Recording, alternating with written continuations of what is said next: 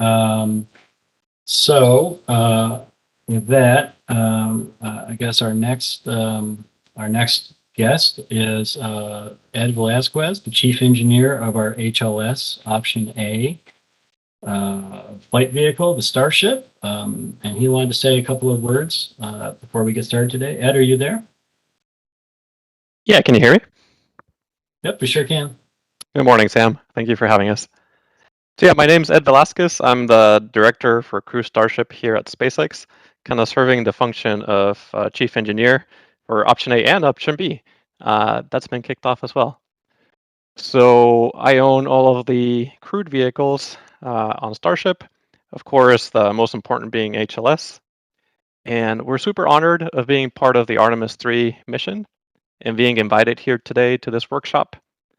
As we work with NASA and the broader scientific community, so everyone here today, to understand landing site selection, we're kind of learning lots of different things that affect the three big things, right? Safety, the scientific goals, and availability as they relate to the kind of unique Starship vehicle.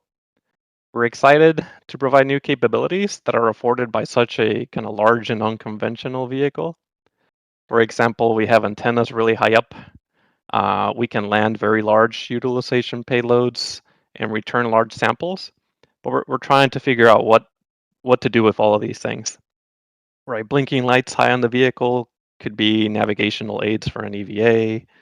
Antennas high up can be relays or can let us walk further on EVAs. But generally, we're still trying to figure out what to do with this capability. Say for returning big payloads, we had to figure out how to get them back. We're really looking forward to learning more about how this fits in, not just with Artemis, but the future Artemis missions. And then excited to see how this fits in again with Moon to Mars kind of overall big goals as well. Thanks. All right. Thank you, Ed. Appreciate it. Very glad you're here, and we're excited about the capabilities that we're going to have when we get back to the moon again.